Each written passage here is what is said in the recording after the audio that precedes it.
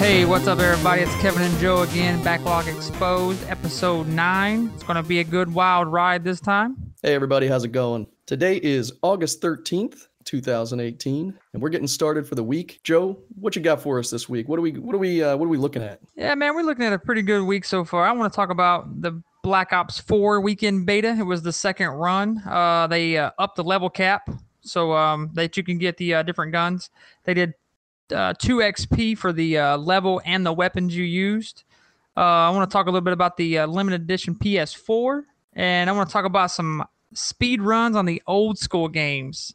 I don't know if you're familiar with that stuff, but man, there's some interesting games out there that you can go look up about speed runs. I've looked into that, and actually, I've never been good enough to even attempt it. Oh, me neither. Some of these speed runs, I was watching one the other day. They were playing Zelda. I forget exactly which one. I think Wind Walker or something. And they were utilizing so many different cheats and bugs and whatnot within the game just to complete it faster. And I guess that's part of the deal, you know. You gotta, I mean, if it's in there, you use it. Yep. And it was so cool to see. I mean, they were using this one thing where they could shoot across the map, and because they knew how the game was produced and the defects within the game, they were able to like travel through walls and things like that and beat the game super, super fast. There's a huge group that goes through all these speedrun games, but I know one that everyone should look up is the Super Mario 64 speedrun. Apparently, there was one streamer that was doing a speedrun, and they're called elevators, where you can elevate down through a map easier than you can up. And somehow he's the only person to be able to duplicate, or not even duplicate, but he did it one time during a live stream. And to this day, no one can replicate that. So there's there's a group out there. I can't think of the name off the top of my head, but they're offering $1,000. Not a lot of money, but it's money that, you know, $1,000 to me is a lot of money. But $1,000 if you can replicate that glitch that he did, because apparently if you can do that glitch within that game, because he did it and was like dumbfounded and like was just jumping around, and he lost time because he was acting crazy. But if you can duplicate that while doing a speed run, they said it'd be way easier, and you would break the world record for Super Mario 64 hands down. That's pretty awesome. You know, it's crazy to see. And actually, I was watching a speed run where they had they were using like math inputs, and they knew that certain things could happen if they like pressed a button so many times or whatever, and they could trigger actions within the game, because that's how the games were built back in the day. Like the original Mario, you didn't have to walk over to a certain spot, jump, and hit a gap to get the one-up. You could have done something else to trigger that as well. Yeah, but there's some genius people out there playing these games. Yeah, man. They got a lot of time. Well, yeah, you got to have a lot of time, dude. I mean, there's one guy I watched. He beat Super Mario, the original, on NES.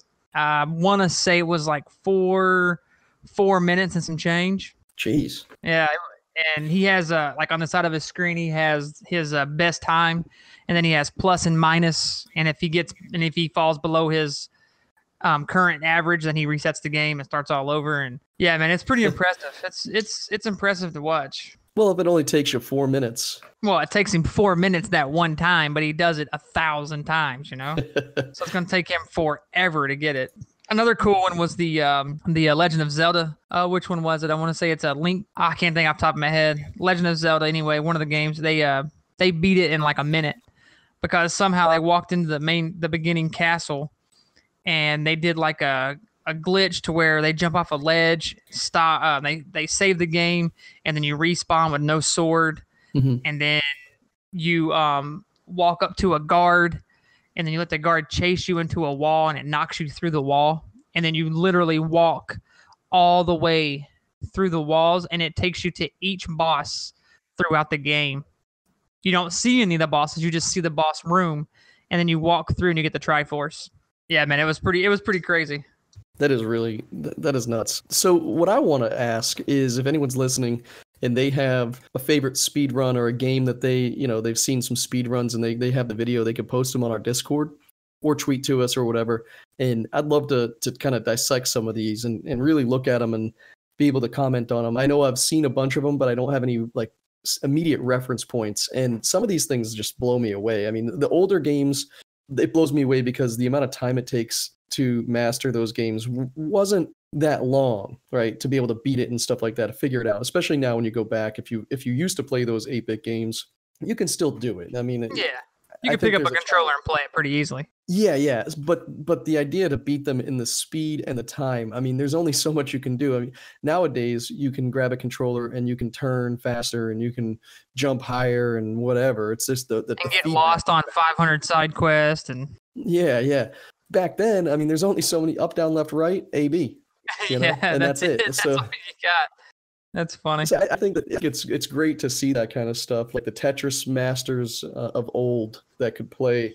Man, those Tetris guys are sick, dude. That shit is. There's no glitching to that. There's no speed runs to that. That's just pure hand-eye coordination, and I don't even know, man. That watching those people play Tetris is mind-boggling because the speed that those blocks come down, man, later on in the levels is ridiculous. I don't even understand. I can't even fathom the speed in your thumbs and your eyes where the piece is going before you know, they're already 2 pieces ahead. You know what I mean? You got the piece that's falling and then the piece that's going to be falling next. They already know where that piece is going. I mean, it's crazy. My brother in college was, and I might have already mentioned this a couple times on the podcast, but back in the day was #1 on Tetris.com. So at the time, I forget, it was on N64. He played Tetris Worlds, I believe was the name of the game. And he would play for 10 hours, I think, you know. Oh my God. He would play forever to get to the point where it was very difficult. And so he would play and play on his own time, and then he would pause it. He'd go to class. He'd come back from class. He'd continue it. And Joe, when you continue a game that is hours in on Tetris, the speed at which those blocks are falling the second you unpause that game is just astronomically fast. And my brother would pick it up. He would pick it up and continue on. And then he would let one of us know, hey, go get the group. I'm ready. And then the group would show up, like people from the you know, up and down the hallways at the dorm room. We'd all sit around my brother and he would just play. He'd get into this zone. And it would, you know, at that point, it was like difficult for him. So he had to get to a point where it was difficult. And then he would sit there and just lock himself in and play while people watched and drank beers or whatever and cheered him on. And these blocks were coming down so damn fast. It was just ridiculous. So this one day, he actually broke the record that was on Tetris.com and uploaded it. And when you went to that site, my brother was #1 in the world. That's badass. And I think it takes a special skill set to be able to do that. But he's got it. I can't wait to get him on the podcast to be able to talk about some of those things. I mean, Tetris is just one of those games, man, where you just it's pure skill. Oh yeah. I mean, there's luck involved, but at that point the blocks are falling so fast, the luck kind of, you know, shifts way left and you're just stuck in the middle with just straight focus, determination, and just I don't know, man. You're like a robot. Yeah, and it's very similar to you and Leanne and whoever used to play Rock Band or oh man, that Hero. was freaking amazing, dude. We used to have so fun playing Rock Band. I haven't played 100% so long. skill. It's 100% skill, and you know from the stories you told me about Leanne. Well, you saw her pick it up in the basement when we were packing, dude, and just tear it up, going expert on, you know, I forgot what song it was, but she got like 94%, and she hadn't played in 3 years, so. Yeah, so Joe is always touting how great she is, his wife is at playing Rock Band, and I'm like, yeah, you know, I believe it, but we all improvise a little bit. He starts busting it out on, what was it, expert mode or hard mode? Yeah, man, expert, man. I mean, we used to play rock. Well, it was Guitar Hero. I played Guitar Hero on PS2 forever, then went to PS3, and then it came out, and then Rock Band came out on PS4, and we started playing that. And man, she's good. You know, we were good at Rock Band. It was fun. I'd play the drums. She'd play the guitar. I played expert drums. I got really good at the drums, and then she played expert guitar. And then we'd have like parties. We'd be drinking, having a good time, and I'd have somebody singing. Man, Rock Band was really fun when you had a good group of friends that actually didn't care what they sounded like when they sung. You know what I mean? Absolutely. Now, Joe, think about this. Virtual reality. I know I always have to dip back into this, but virtual reality with Rock Band. Imagine. That would be sick, dude. Yeah, imagine being able to play with your team, you know, your group, your band, or whatever you want to call it, and you're just sitting in your room. And then you know, in the virtual reality world, you're standing on a stage and you actually see the crowd booing you, and you can turn and look at your buddy playing the drums. Or what I think I don't know if there's anything like that in development. A lot of these VR projects are hush hush. That would be pretty badass, though. But like, you could even just take the old game, just redesign it so that it works in VR. I don't know. What do you think? You know what's crazy? So there, Rock Band, Guitar Hero came out, then Rock Band came out, and then Guitar Live or Hero Live or something like that came out. But there's a game that came out, and I'll have to look up the name of it. But you actually play your real guitar, and it's not Guitar Hero. Rocksmith. Dude, I play guitar. I'm okay at guitar. I can play a little bit here and there. So I picked up Rocksmith. Yo, it's hard, man. So like, in the game doesn't have a difficulty setting. So let's say you've never played a guitar and you pick it up. The songs start out as beginner as you can get. And then once you start playing and they start throwing more notes at you randomly, then all of a sudden the game picks up on your talent and it just moves on and on. And man, let me tell you, it's freaking tough because it makes you read, because the strings on the guitar is, and it makes you read from the screen, what fret, what string, power chords, notes. Man, it's awesome. That is cool. I personally, I own the game, and like a lot of games I've never really played it. I probably played Rocksmith 2014 back when it came out in 2014 for like an hour. I'm not a guitarist. I have 2 guitars. I wish I could play guitar. It's something just like being good at video games. It takes time. Now. Yeah, it takes time. And I got there with video games. I'm, probably top 10 in the world now. And there we go again. But, so I know I could make it happen with the guitar. I just have to pick it up. And with Rocksmith, I haven't played it in years. I want to jump in. But Joe, do you think that that's a legit, since you play guitar, if I were to master Rocksmith, would I be able to just play other songs, or is it really kind of attuned to that system? First of all, it would help you with your fingers, because your fingers are constantly, when you play guitar, your fingers have to get worked up and they constantly move back and forth.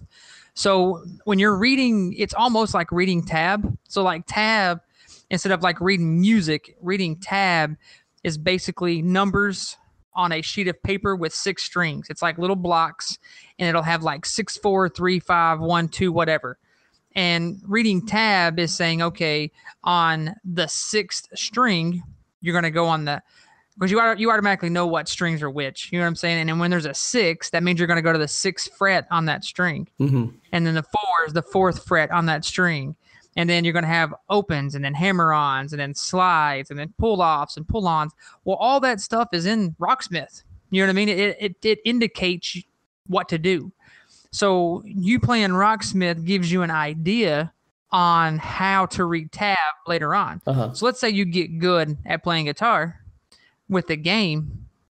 You're not going to go pick up a tab book and play Jimi Hendrix. You know what I mean? You're still going to have to focus and learn and look at that tab and learn how to read it.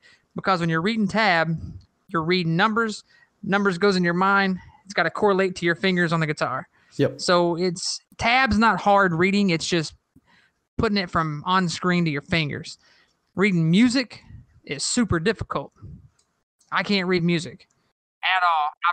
I've tried. Yeah, I've never been able to. I can read tab, but I give up on reading music. That's just super tough to me.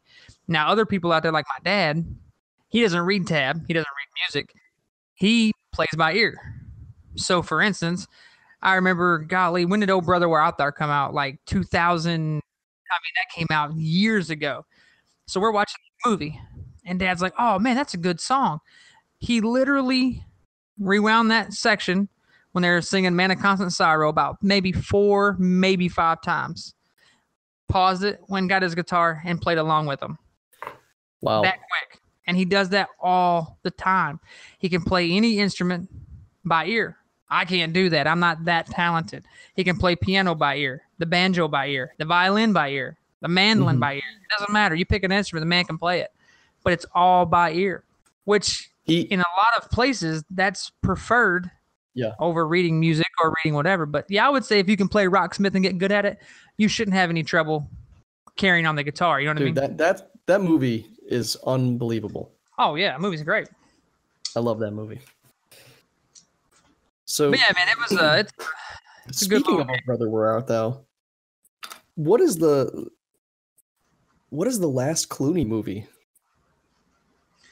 Actually, the last Clooney movie that I watched is Money Monster. I don't know how old that movie is, but I actually watched it last night, and man, that's a great movie. Have you seen it? No, which one's Money Monster?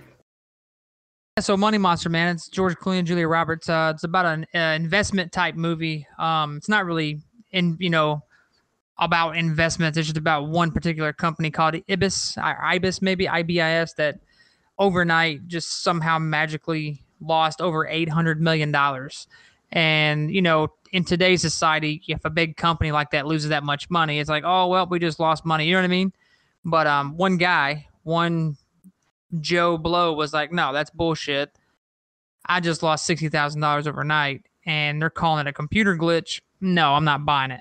So he takes matters in his own hands and goes and finds out. So it's a really good movie, man. It's something to watch for sure.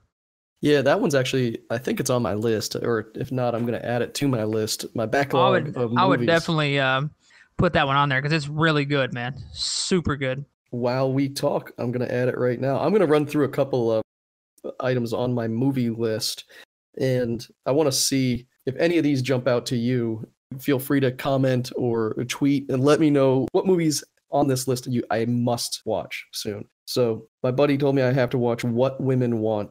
I've never seen it. That's Mel Gibson, right? I believe so, yeah.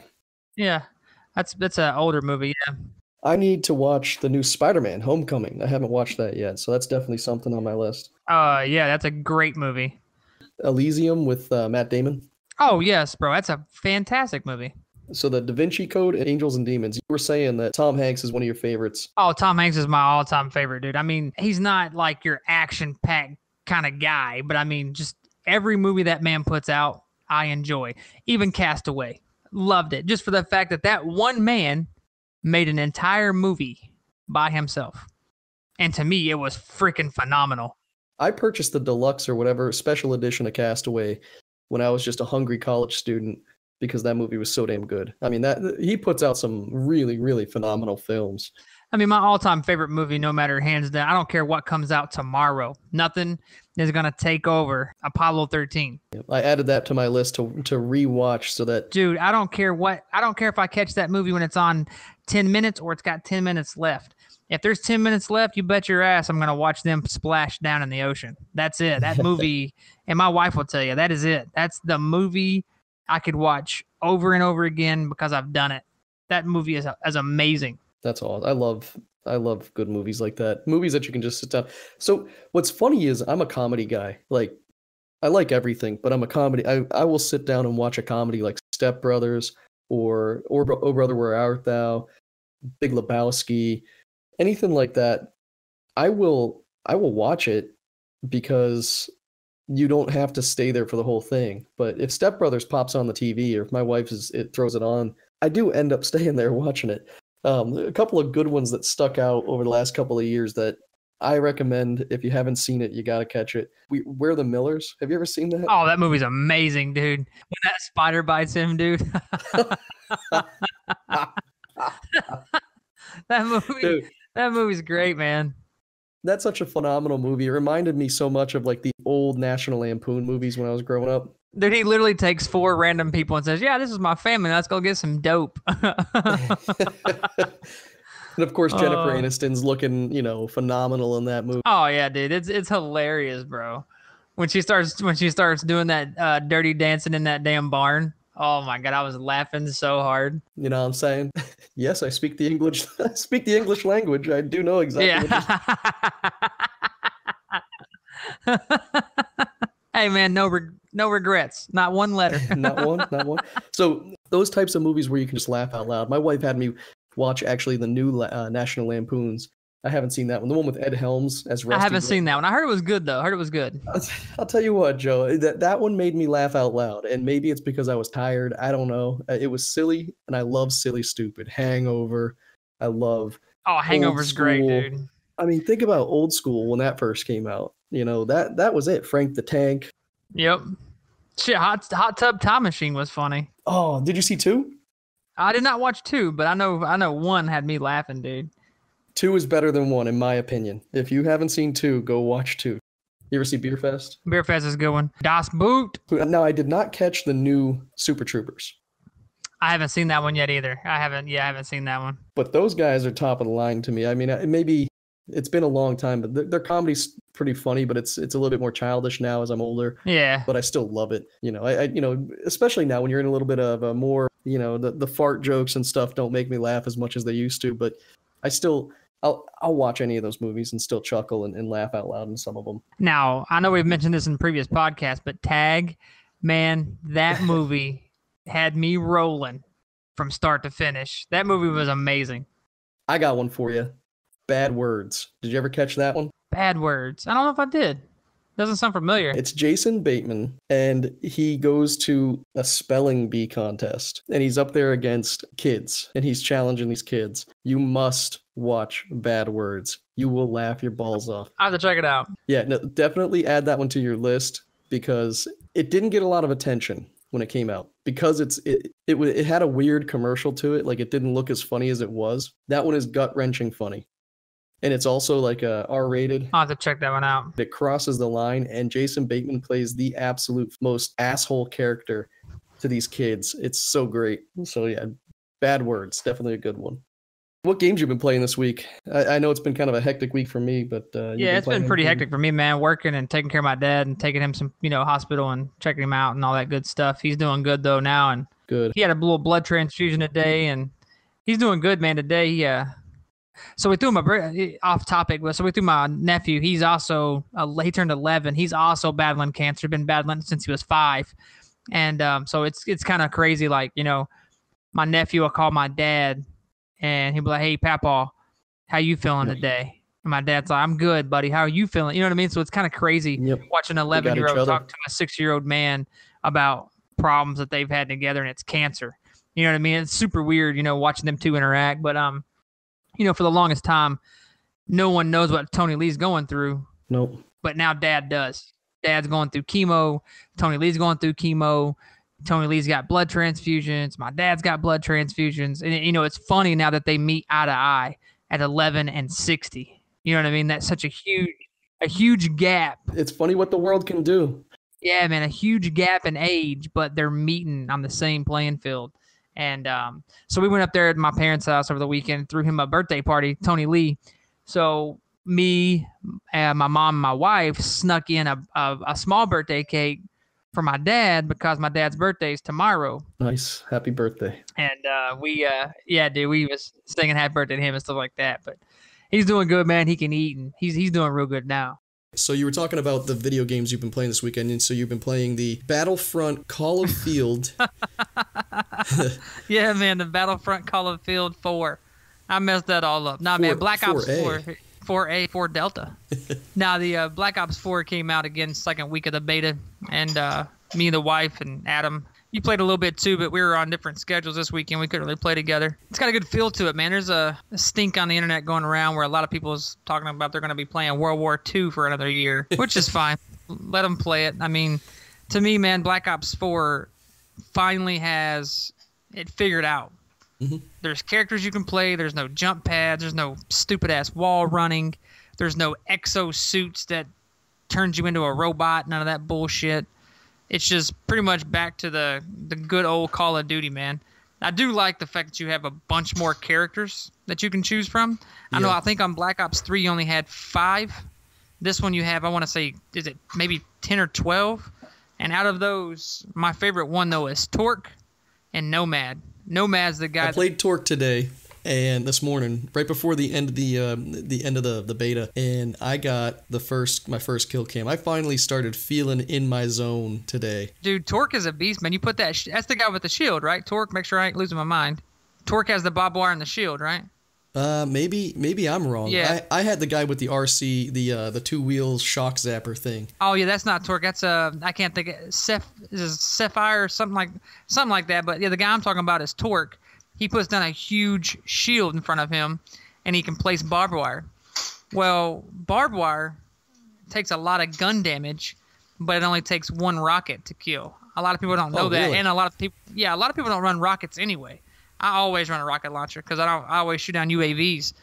But the barbed wire, man, if anybody runs through it, it's 50 points. So like if someone runs through it, you're getting 50 to 100 Does points. it kill them though, or does it just injure them, or slow them down? If they're low health, they run through it to kill them. I've gotten plenty of kills with people running through the barbed wire. That's awesome. Yeah, I love the dynamics of the different characters. It finally feels like they're different, as opposed to, oh, I got assault class, I can drop a med pack, or I'm sorry, I can drop a the ammo pack or whatever, or I can pick up ammo off the ground or whatever. This feels pretty significantly different.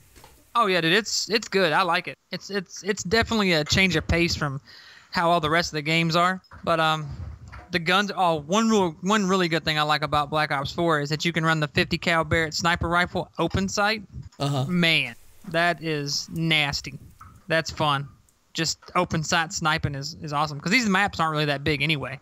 So having that huge full on scope isn't even worth. It's almost too much because you can't really snipe on these small maps. But running that open sight, it's just like running any other gun except it's a sniper rifle. Yeah, I got my hands on a sniper rifle.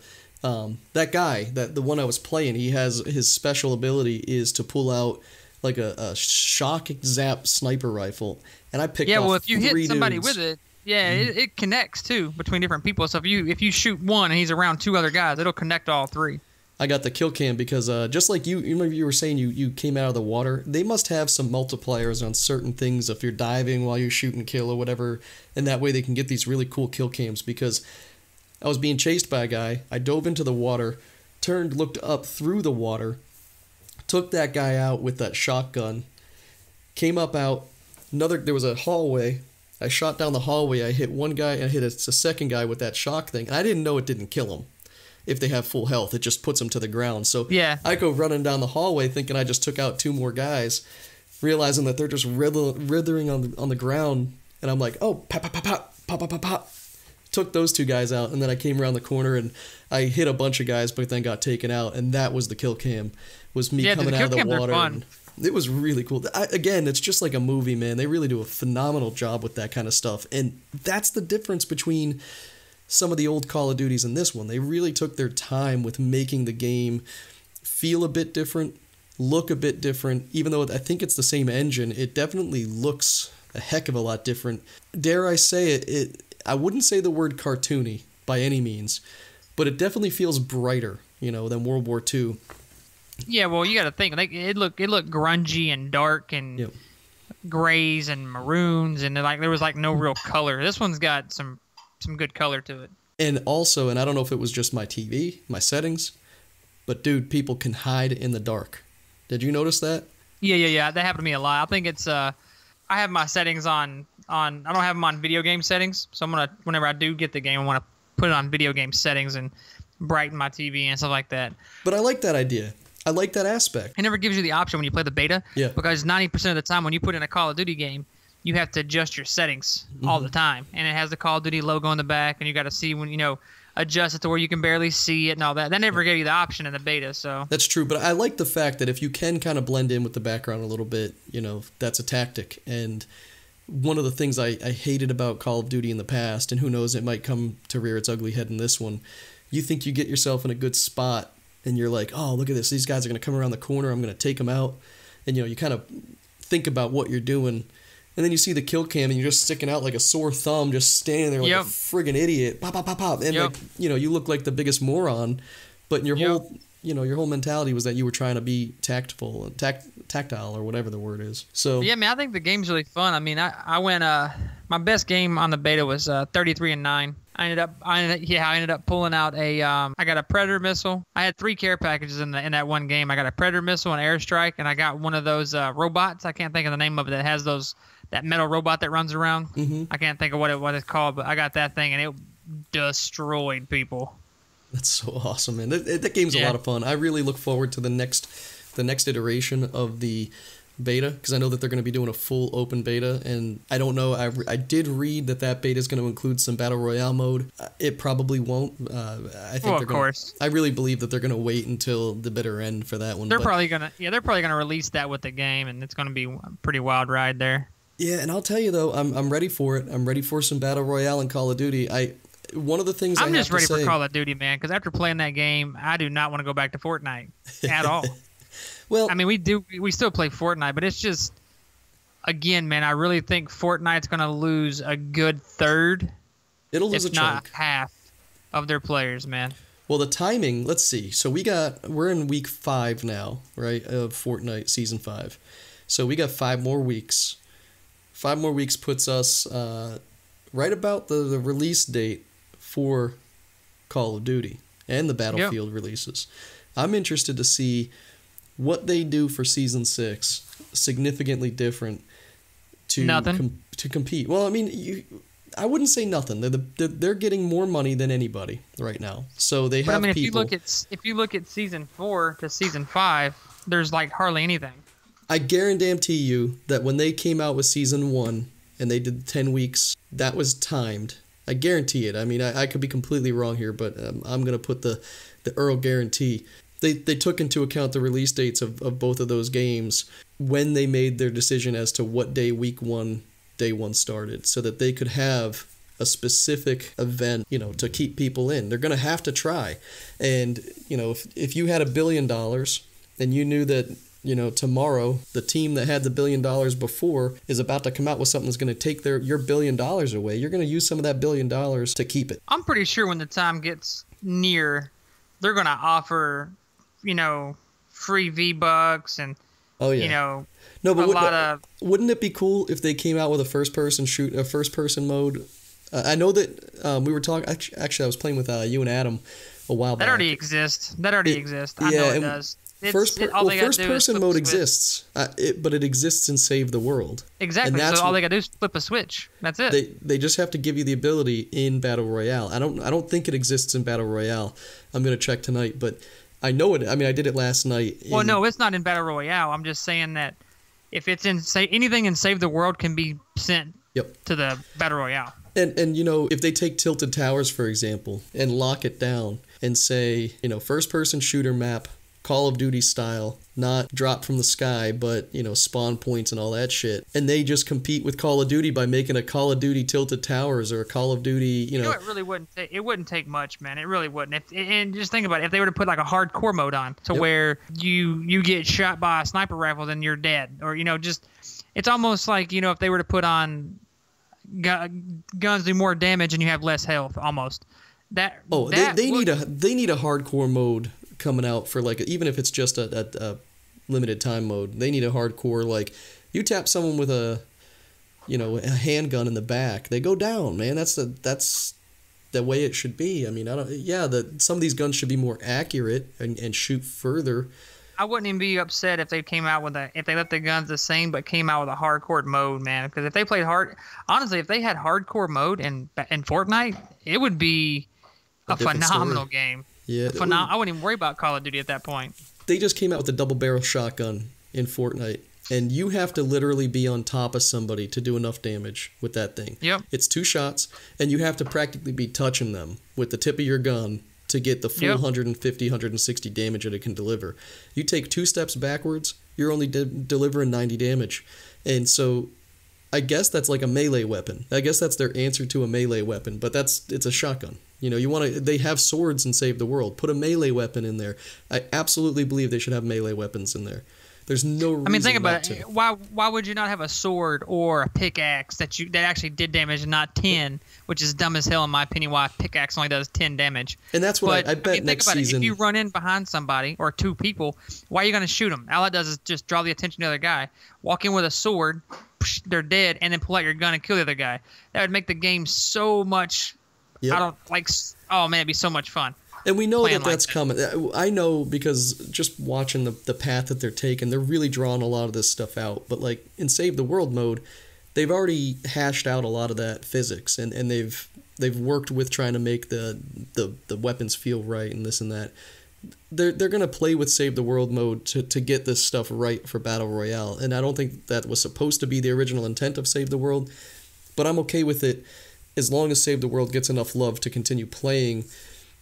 And they did that. They finally gave Act 3, or I guess Act 1 of Phase 3 of that game. If you're not familiar on Save the World, you get 4 areas to go to, and each area has like a story. And for the longest time, they only had the first 2 areas have stories. Well, now with the introduction of like the desert biome and stuff for season 4 of Battle Royale, they finally gave us a story for, you know, I've already completed all the storyline, but now I get to revisit it because now it actually has an actual storyline rather than some randomly generated crap. And it's pretty good. I mean, they do a good job. I mean, Fortnite's not bad, dude. It has a lot of potential still. Yeah. Now, it's came a long way when it came out, but I think this Call of Duty's coming up in October. It's going to give it a good run for its money. Call of Duty's gonna come back. I mean, they've had some downtime, in my opinion, the last couple of years, where it just has not had the same pizzazz it did when it was in its heyday. Battlefield took a bunch of that out, but the Battlefield game and the Call of Duty game has separated significantly. They're completely different game styles now. Even if you look at Battlefield 1 and World War II, those 2 games, they didn't really look the same. They had somewhat of a feel, but they played so differently. You know, they always do, but it's significant to say this because back in the day, I mean, 5 years ago, 7 years ago, when you were playing like Bad Company 2, you would either play Bad Company or Call of Duty or something. You know, there was a need there wasn't a lot of in between games. Now there's, you know, now you can, Fortnite's filled that void for a lot of people. Yeah, and you don't even have to get off your computer. You don't even have to like you said last week, you don't even have to have PS Plus to play Fortnite. You can play on your phone. You can play on this or that. And that's a huge advantage of them having the ability to run Fortnite without having a PS account or a PS Plus account. That's huge, man. Absolutely. So, and think about it. That's 150 million players. And out of those 150 million players that's playing, I guarantee you, at least, I would probably say 50 million of them don't have an account because they don't need it. No. Because a lot of them's kids. And a lot of these parents, like, you know, I don't want to spend $60 a year just for you to play a game, but you don't need to. I mean, hell, my wife plays on there and she doesn't have one because she doesn't need to. Well, it's funny, I've only played bits and pieces of different games over the past year since this game came out. I probably spent $400 or $500 on video games over the past year, and I plan on playing every single one of them, but, you know, I didn't have to buy them at the time. I could have saved probably, you know, 20 or 30% waiting for deals, and that's just, you know, part of my problem is I see a game, I gotta have it. Oh, I hear you. Which leads me to, I want to do a quick, just a lightning round review of Resident Evil. You can close your ears if you want, but our friend Jason played this game on launch, and this is a virtual reality title. It's also a flat screen title, but I've been waiting to play this in virtual reality. I finally got some time to play Resident Evil Biohazard. This is Resident Evil 7, and I have played multiple Resident Evil games, but more so in arcades back in the day. I mean, I played the, you know, blue and red gun, pull out, you know, shoot 'em, House of the Dead or whatever. I don't know if those were Resident Evil games, but they definitely had shooter Resident Evil games, and I played on old systems. I haven't really played too much Resident Evil on the PS4 or any of the newer systems. So jumping into it, I don't know the story. I don't know if this even continues a story. I don't know anything other than you are introduced with a videotape of your girlfriend, and she seems happy. She's talking about how she can't wait to go on this vacation of hers or whatever. And then the tape cuts, and then you see a videotape of her saying, whatever you hear, don't come get me. And she's like obviously in some scary place. So you get some information, and you find out where she's at, and you go to get her. That's where you messed up. That's where you messed up. You know, you turn it off, the game's over. You know, hey, she said don't come get me. She said don't come get her. I'm not going to get her. Game over, bro. I won the game. But no, so you go to this scary house, you got to find your way in. And they do a good job in VR of driving the sense of anxiety, because not a whole lot's going on. I mean, if it were a colorful world with, you know, roses and sunshine, You just walk around until you find the path you want to take. You go in the front door, and then you smile at the happy man over there in the corner. But no, in this game, it's a ghost. And in this game, it's movement that causes reaction. And you go into certain areas, and man, the environments just look phenomenal. I mean, you really feel like you're in a scary house. Oh, I'm sure the game looks amazing, but some of the best graphics I've seen in it. VR, and it did come out at the beginning, so it's crazy to see how they accomplished that, and no other games have really been able to replicate that level. I mean, a couple have, but not consistently. You're still getting some of the shovelware. Well, this one replicates the idea that you're in this scary house, creeping around. Boards are, when you step, and oh, they're probably creaking, and you're looking over your shoulder, and oh, hell no. The one thing that I don't like about the game is when you hold your hands out and stuff, they feel right, but your hands are cut off all you see is floating gloves. And this is something that VR is going to have to fix in the future. It's just the way it is in some of these games where you just see these floating hands, because most of the time it's down low and you don't really need to see arms. And I guess it probably, they probably tried in some of these games, but the second you put the arms in, it probably clips through things and this and that. So it's easier not to do that. But I've played a couple of games where the arms are there and you can look down and see your body, and it works. So I know that there's games capable. So when I see a game like this that just looks so phenomenal, yet the immersion breaks the second you reach your arm out to get something, because you hold your gun out, you're holding a handgun, and you can see through the back of your hand because there's a hole where your glove. It's just that kind of stuff breaks the immersion. It does not detract from what I would review this game at so far, because the game is phenomenal. I would just say that that's the kind of stuff that as VR progresses, it's going to get better. But I get through the first level, the first floor, I guess, and I don't want to give too much of the story away, but you get in a bloody battle with someone who seems to look like your girlfriend or whatever, and it's just nasty, man. Boy. Like, she's swinging a knife at you, and you grab it with your hand, and she pulls it, and it just like slices your hand, and you have to keep grabbing at it and swatting it. It's freaky as hell, especially in the VR, the first person. She's right up in your face. So once you get through all that, you make it to the next floor, you make it to the next round or whatever, and you meet a new family, which is just a bunch of hillbillies that are scary as hell, eating humans and whatnot off the dinner table, and you're just strapped in on the chair. Oh my god. Yeah, it's so screwed up. I paused it there. One thing I do have to comment on VR, as much as I love it, it makes me tired.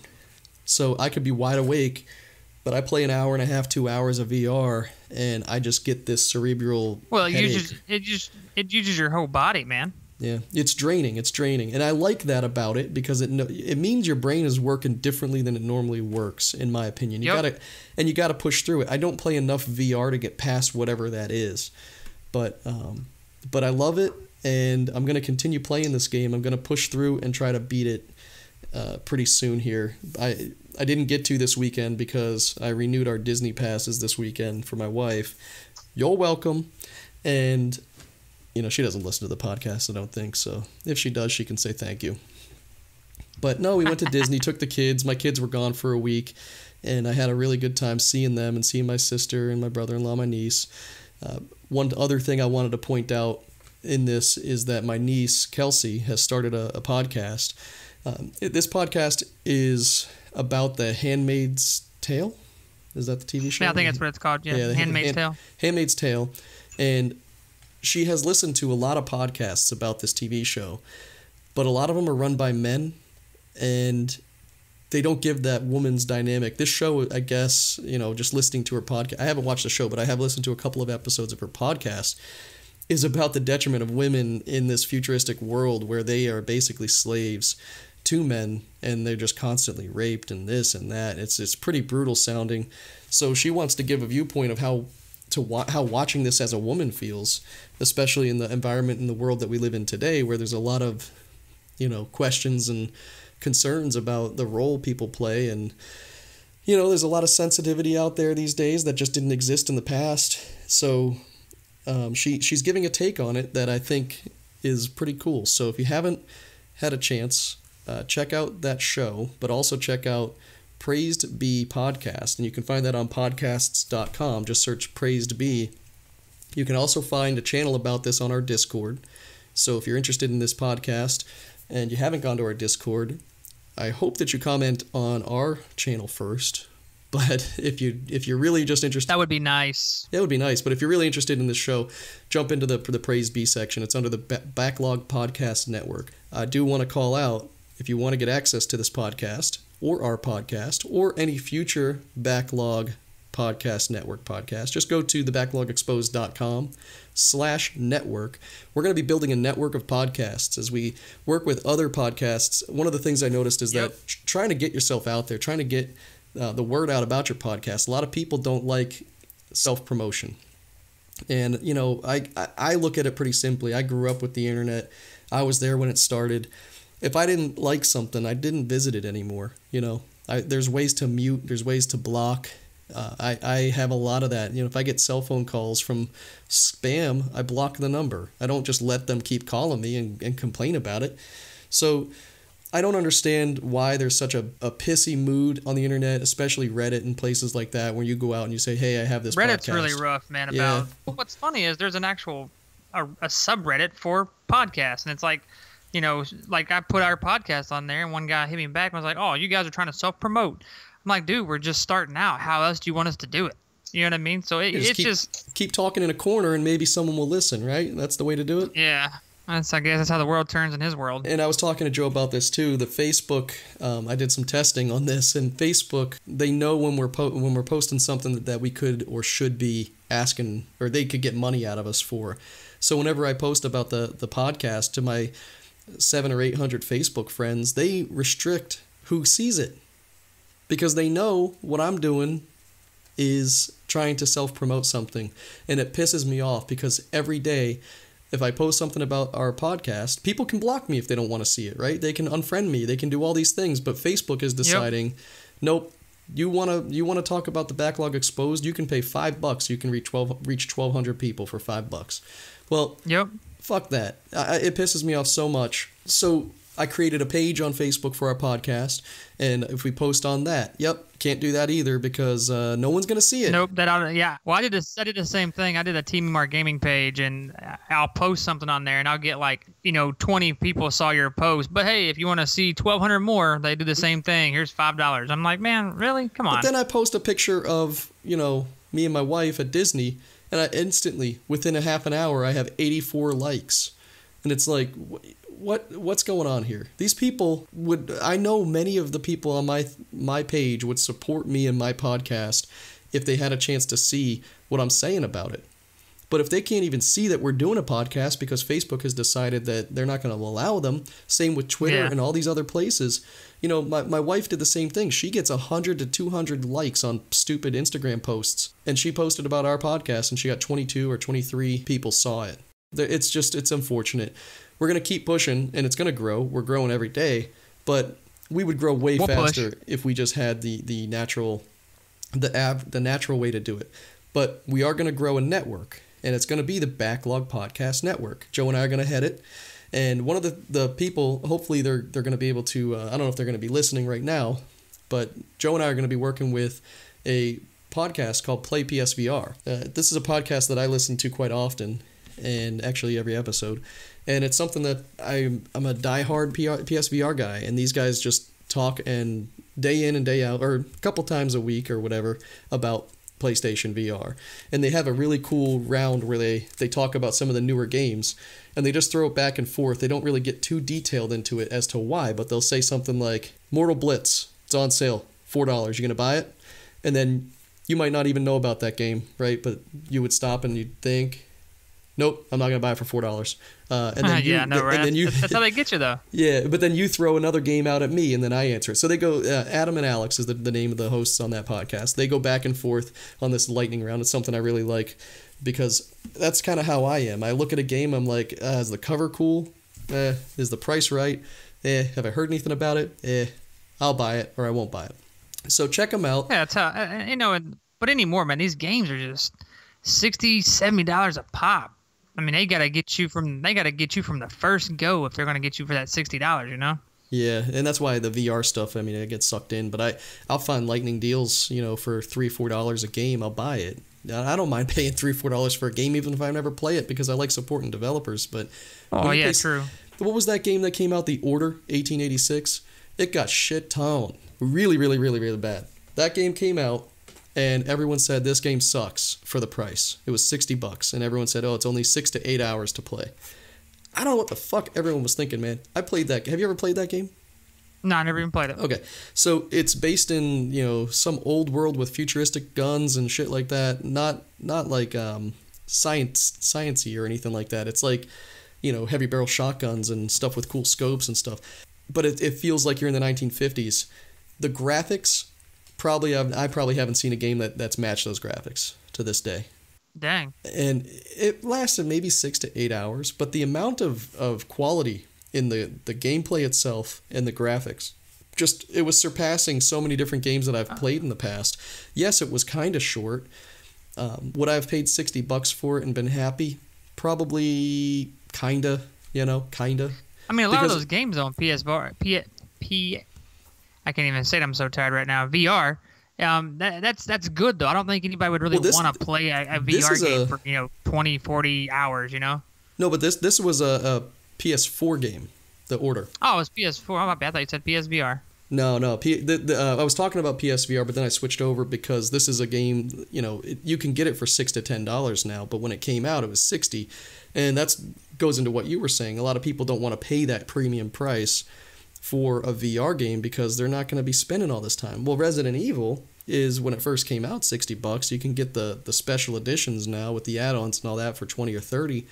Definitely get it. If it's something that's been on the tip of your tongue, you're thinking about getting it, just do it. When you see a sale, grab this game because it's 100% worth it if you're ready to be scared. And it's not, one thing I will say is it's not as scary as it is uncomfortable. Oh, all those games are uncomfortable and scary, man. I can't. Those games always jack me up, dude. There's less jump scares. So far, anyways, at least through the first act, the first floor, there's less jump scares. There's nothing like that. It's more of, oh man, I'm going into this creepy I'm gonna die. There's this one part that you see a guy died in this area because you watched a videotape of a guy dying in this area. So you go to it and you see the dead guy, right? But he's standing up in the corner, kind of like Blair Witch Project or whatever. And you walk over to turn him around, and when he turns around, his face is all bloody and everything, and it's creepy. It happens fast, and he kind of comes at you, and you fall backwards. There's moments, but you walk into that moment knowing this is going to be scary. So it's more uncomfortable than it is being Freddy Krueger frightened, like popping out of nowhere and stuff. I'm sure that there's some of that throughout the game. I know people were saying it, but it makes me feel more comfortable getting into the next scene. It's more of, do you want to be sitting at a dinner table with a bunch of people eating humans? That's kind of weird, bro. Like, I'm not gonna lie, it is. But that's the setting and that's the feeling. That's why it's a great game, because you feel uncomfortable playing it, but you still want to move forward in it. One last thing I want to talk about, and then I'm going to turn this thing over to Joe here, is, will all you goddamn people check your smoke detector batteries? I mean, Joe, how many games do you get in with random people and you hear that beep in the background? Dude, oh my God. I was playing, I forgot, it's been a few years. Now, I've kind of gotten to the point to where I don't play any game anymore, where I don't jump on and just automatically create a party, because you have just crazy people always talking trash, and it's super, super annoying. So I automatically just jump on and I create a party. But, dude, there's been many a times where I've logged on and you hear that beep, beep, beep. I'm like, oh my God, is that mine? I'm not going to lie, Joe. It's probably 1 out of every 5 games. If I'm in a squad, if I'm just playing random squads on Fortnite, 1 out of every 5 games, somebody doesn't have a mic that's muted. They're not even talking, and you just hear that in the background. And that, I have anxiety, and sometimes it cannot be controlled, and that is one of the things. I got one for you before we close this podcast here in a minute. Yeah.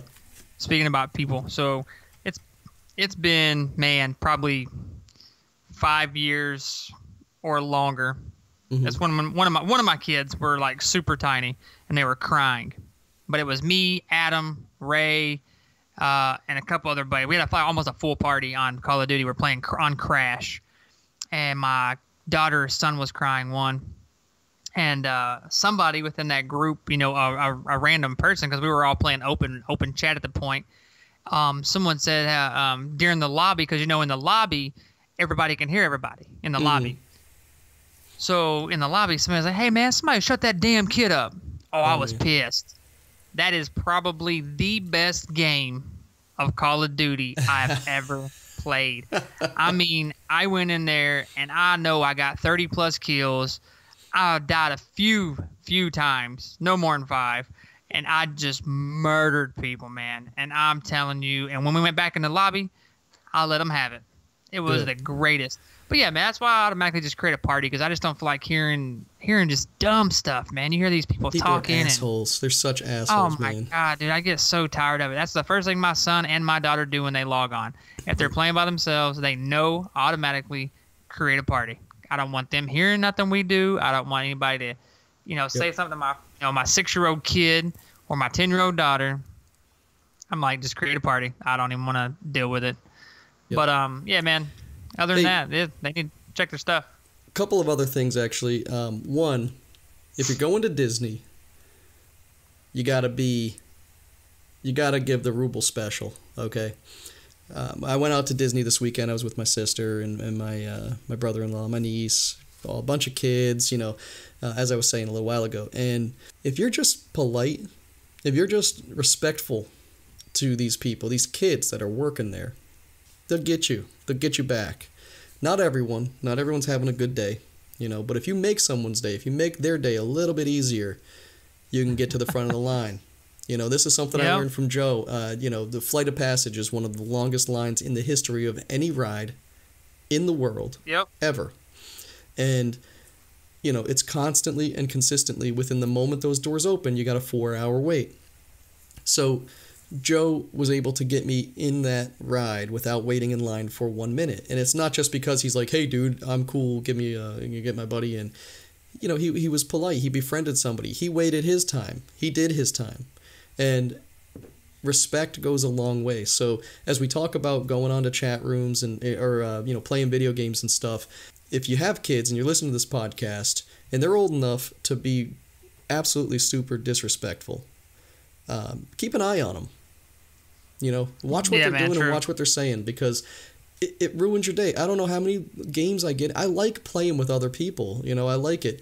And so I get in there and I'm on a group, and the first thing people say is, "Hey, man, fuck y'all." It's like, we're a team, man. Yeah, we're a team. That drives me nuts. And then you have kids on there, man. It's like 7 or 8 years old cussing, and I'm like, oh my god, like, what is going on? Why are you playing random squads if the first thing you're going to do is hope that 2 of your teammates die? I mean, the point of these games is to win.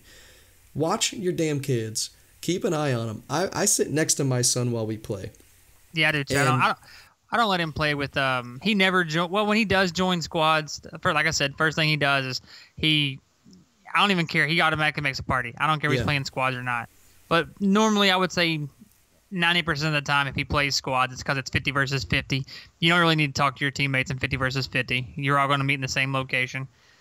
He only plays duos when it's me and him, me and his mom, or his sister, or his buddy Luke. And then he plays solo a lot. But yeah, he's not playing Call of Duty. He's not playing any Battlefield game. He's not playing none of that. He's too young. But still, yeah, and that's good that you're regulating that. But still, people's like, "Oh, but he's still killing people." I'm like, come on, man! It's freaking cartoony as hell. Obviously it's fake. There's no blood. I've taught my son it's not killing, it's eliminating. This is just a game, and we're not killing anybody. We're getting them. We're eliminating them, and it's just like tag. When you're at school and you're playing tag, you're not killing anyone. You're eliminating them from the game, and they get to play again tomorrow. Another thing or out there next too. round. Whoever's listening, man, just let your kids know that this stuff is fake. Because every time you hear a school shooting, they say, "Oh man, it was probably caused by a video game." Man, bullshit. It's by parents not explaining to their kids that what they're playing is completely fake and blah blah. Or you have some parents out there that let their kids play whatever they want, which is that's good on them. But still, you gotta let them kids know that, hey, this stuff is fake. You know what I mean? Yeah, and they can also play whatever they want. And let them know it's fake. it's a full circle because, and we can get into this more in a future episode, but it really does come full circle. When you're being an asshole on these games, you don't know what the people you're talking to have been through. You don't know if their mother just died, or if they stubbed their toe, or if they're just having a bad and shitty day and want a good game to get them feeling better. Sometimes I just need to go in and play a round or two of Fortnite, do a good, and then I feel like $1 million. It's just, that's what we do. We're gamers, and be friends with each other, and you're going to make their day. These people shooting schools and stuff, they're not doing it because their buddies are at school and they want to kill their buddies. They're doing it because they're messed up in the head. And how do they get messed up in the head? Who knows? I don't have the answer, but be nice to people, and there's probably less of that, I mean, that's common sense, but yeah. Yeah, so a couple of things. Our Discord is picking up steam. By picking up steam, I've added a couple of bots. We got levels now, and if you post, you can gain levels. We're going to add to that as we get members who join in here. We got a couple of different channels. We got a welcome channel and a podcast suggestions channel, as well as our Reddit channel. We created a Reddit called Reddit/r/The Backlog Exposed. We have a trap kills channel, and I've yet to see anybody put any trap kills in. Come on, guys. You're out there. We're giving money away for this shit. I saw the coolest trap kill the other day. It was just phenomenal. The guy who won Summer Skirmish, not Vivid. Okay, so I guess he won week 1, and then he won week 4. This is the guy we were talking about who won hundreds of thousands of dollars now. He's like a millionaire, half a millionaire right away. He's young kid.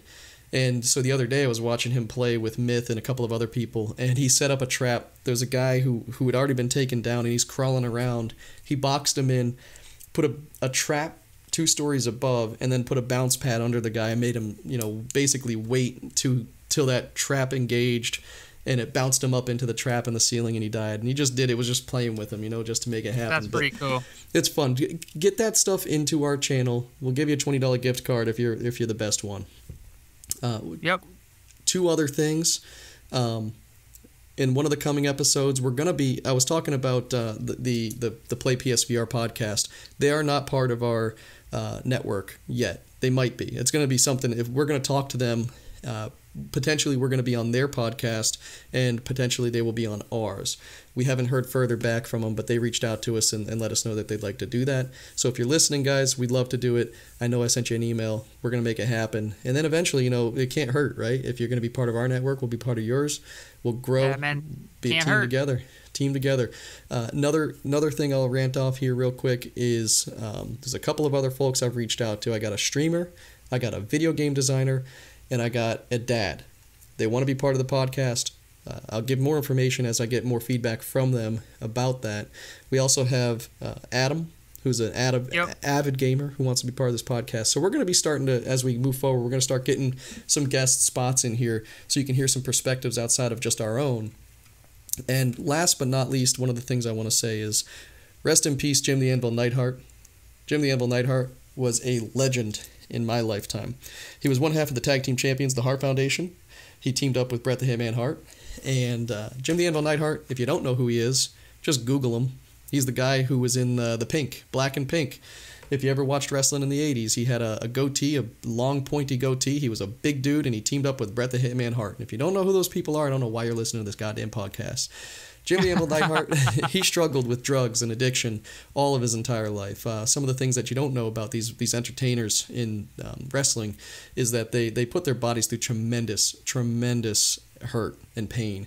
They go on the road and they leave their families for weeks and months at a time. They don't get paid a whole lot of money getting to the big show. Once they get there, even back in the day, they didn't make a ton, but they didn't get the Brock Lesnar contracts where they only have to go 3 times a year. They had no kidding. Literally every week you're paying your own money to go from one place to the next. And this guy, I read Bret the Hitman Hart's book. If you haven't, check it out. It's a phenomenal book, but he talks about how the drugs and addiction just took this guy. I cannot believe he lived as long as he did, believe it or not, if you read some of the stories in that book.